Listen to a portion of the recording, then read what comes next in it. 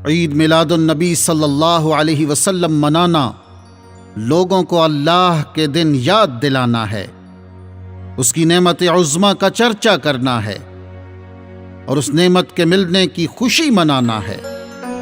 اگر ایمان کی نظر سے قرآن و حدیث کا مطالعہ کیا جائے تو معلوم ہوگا کہ میلاد مصطفیٰ صلی اللہ علیہ وسلم اللہ سبحانہ و تعالی کی سنت بھی ہے اور نبی کریم صلی اللہ علیہ وسلم کی سنت بھی، اور اس کی اہمیت اور فضائل ہماری سوچ سے بڑھ کر ہیں۔ اللہ سبحانہ و تعالی نے اپنے حبیب صلی اللہ علیہ وسلم کا میلاد کیسے منایا، اور رحمت للعالمین صلی اللہ علیہ وسلم نے اپنے یوم میلاد کی اہمیت کس طرح اجاگر فرمائی، صحابہ کرام نے کس طرح میلاد کی خوشی منائی، اور ہمیں میلاد النبی صلی اللہ علیہ وسلم کی خوشی میں کن چیزوں کا خیال رکھنا چاہیے، اور ہمیں میلاد کس انداز میں منانا چاہیے، آئیے جانتے ہیں۔ بسم اللہ الرحمن الرحیم۔ جس طرح ماہ رمضان کو اللہ سبحانہ و تعالی نے قرآن حکیم کی عظمت و شان کے صدقے دیگر تمام مہینوں پر فضیلت عطا فرمائی ہے، اسی طرح ماہ ربیع الاول کو اللہ سبحانہ و تعالی نے یہ شان عطا فرمائی ہے کہ اس مہینے میں صاحب قرآن یعنی رحمت للعالمین صلی اللہ علیہ وسلم کی تشریف آوری ہوئی۔ اسی وجہ سے یہ ماہ مبارک تمام مہینوں پر نمایاں فضیلت رکھتا ہے۔ اس کائنات پر اللہ سبحانہ و تعالی نے بے حد احسانات و انعامات فرمائے، اور اس نے ہمیں لا تعداد نعمتوں سے نوازا، جن میں ہر نعمت دوسری سے بڑھ کر ہے، لیکن اس نے کبھی کسی نعمت پر احسان نہیں جتلایا۔ لیکن ایک ایسی نعمت ہے کہ جس کا اللہ سبحانہ و تعالی نے احسان بھی جتلایا اور اہل ایمان کو اس کا احساس بھی دلایا۔ فرمایا لقد من اللہ علی المؤمنین اذ بعث فیہم رسولا من انفسہم۔ بے شک اللہ سبحانہ و تعالی نے مومنوں پر بڑا احسان فرمایا کہ ان میں انہی میں سے عظمت والا رسول بھیجا۔ اسلام میں اللہ کی نعمتوں اور اس کے فضل و کرم پر شکر بجا لانا بندگی کا تقاضا ہے،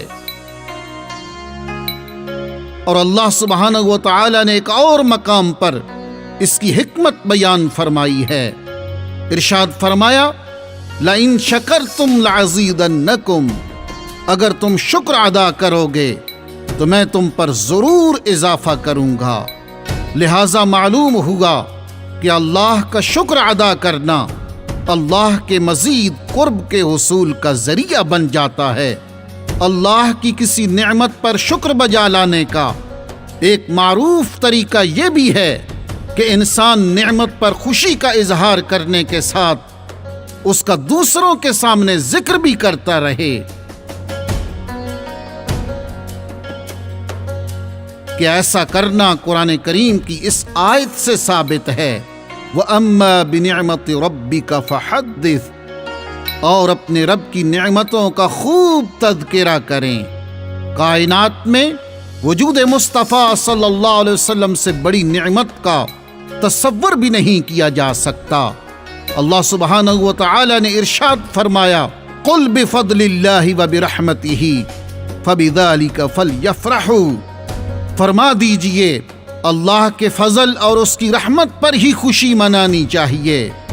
طریقہ برہانیہ کے شیخ طریقت امام اہل بیت سیدی امام فخر الدین شیخ محمد عثمان عبدو البرہانی فرماتے ہیں فضل اللہ ورحمت اللہ والنبی علیہ الصلاۃ والسلام، اللہ کا فضل اور اللہ کی رحمت نبی کریم صلی اللہ علیہ وسلم ہی ہیں، لہذا رسول کریم صلی اللہ علیہ وسلم کی آمد پر خوشی کا اظہار کرنا ہر مسلمان کے ایمان کا حصہ بھی ہے اور ہر مسلمان کے لیے سعادت بھی ہے۔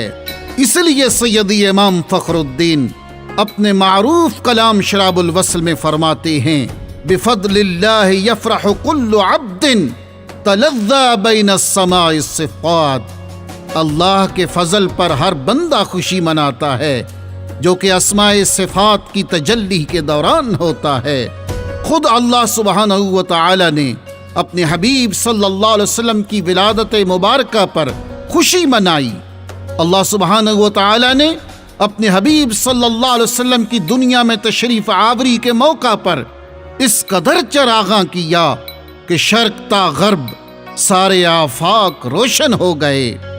امام جلال الدین سیوطی روایت نقل کرتے ہیں، سیدنا عثمان بن ابی العاص رضی اللہ تعالی عنہ فرماتے ہیں کہ ان کی والدہ نے ان سے بیان کیا کہ جب ولادت نبوی صلی اللہ علیہ وسلم کا وقت آیا تو میں سیدہ آمنہ رضی اللہ تعالی عنہا کی خدمت میں تھی۔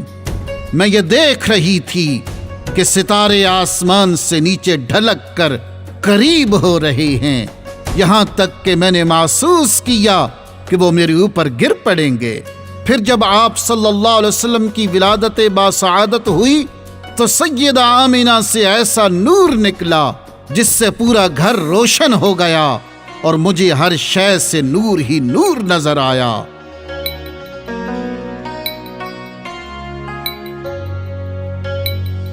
طریقہ برہانیہ کے شیخ طریقت امام اہل بیت سیدی امام فخر الدین شیخ محمد عثمان عبدو البرہانی نبی کریم صلی اللہ علیہ وسلم کے ولادت باسعادت کے لمحات کو اپنے معروف کلام شراب الوصل میں یوں فرماتے ہیں: مولد النور والسرور تجلی کاشف الغم نتخذہ وکیلا۔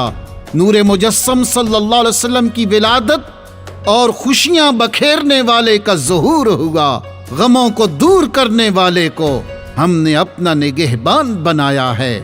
ہم تو عید میلاد النبی صلی اللہ علیہ وسلم کی خوشی میں اپنے گھروں اور مساجد پر چراغاں کرتے ہیں، جبکہ اللہ سبحانہ و تعالی نے اپنے حبیب صلی اللہ علیہ وسلم کی آمد پر ایسا اہتمام کیا کہ امام جلال الدین سیوطی فرماتے ہیں کہ جس سال نور مصطفیٰ صلی اللہ علیہ وسلم سیدہ آمنہ رضی اللہ تعالی عنہا کو عطا ہوا، وہ سال فتح و نصرت، تر و تازگی اور خوشحالی کا سال کہلایا۔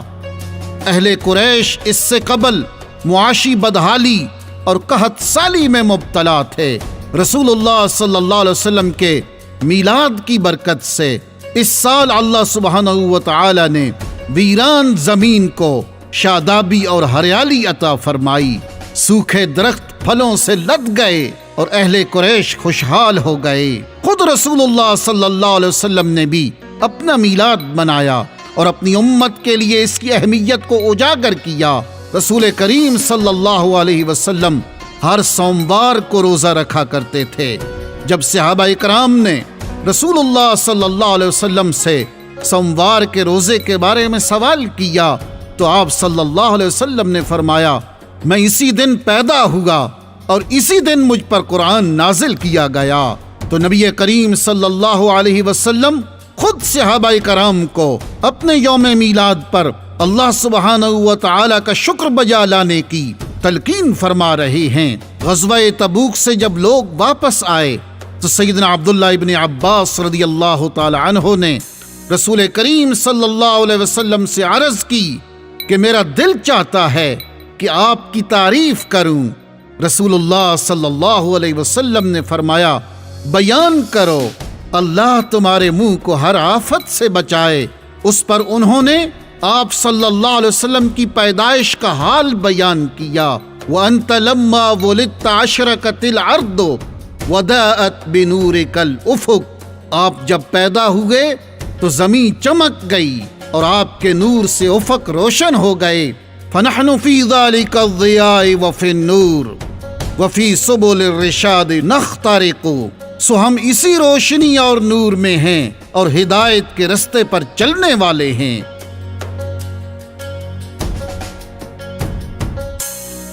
یعنی صحابہ کرام بھی نبی کریم صلی اللہ علیہ وسلم کا میلاد پڑھتے تھے اور رسول اللہ صلی اللہ علیہ وسلم ان کو دعاؤں سے نوازتے تھے۔ جب نبی کریم صلی اللہ علیہ وسلم ہجرت کر کے مدینہ تشریف لائے تو آپ صلی اللہ علیہ وسلم کی آمد پر اہل مدینہ نے خوشی کا اظہار کیا اور آپ صلی اللہ علیہ وسلم کا استقبال کیا، اور بچے اور خدام راستوں میں پھیل گئے، سب نعرے لگا رہے تھے، یا محمد یا رسول اللہ، یا محمد یا رسول اللہ۔ معصوم بچیاں دف بجا کر دل و جان سے محبوب ترین اور عزیز ترین مہمان کو ان اشعار سے خوش آمدید کہہ رہی تھیں۔ طلع البدر علینا من ثنیۃ الوداع وجب الشکر علینا ما دعا للہ داعی۔ ہم پر وداع کی چوٹیوں سے 14ویں کا چاند طلوع ہوا، وجب الشکر علینا ما دعا للہ داعی۔ جب تک لوگ اللہ کو پکارتے رہیں گے ہم پر اس کا شکر واجب ہے۔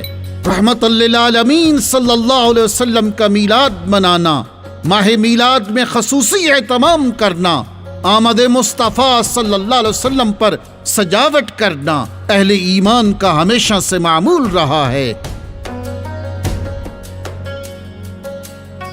امام زرقانی فرماتے ہیں، لوگ ماہ میلاد النبی صلی اللہ علیہ وسلم میں اجتماعات کا خصوصی اہتمام کرتے ہیں اور اس کی راتوں میں صدقات و خیرات کرتے ہیں، خوشی و مسرت کا اظہار کرتے ہیں، کثرت کے ساتھ نیکیاں کرتے ہیں اور مولود شریف کے واقعات پڑھنے کا اہتمام کرتے ہیں، جس کے نتیجے میں اس کی خصوصی برکات اور بے پناہ فضل و کرم ان پر ظاہر ہوتا ہے۔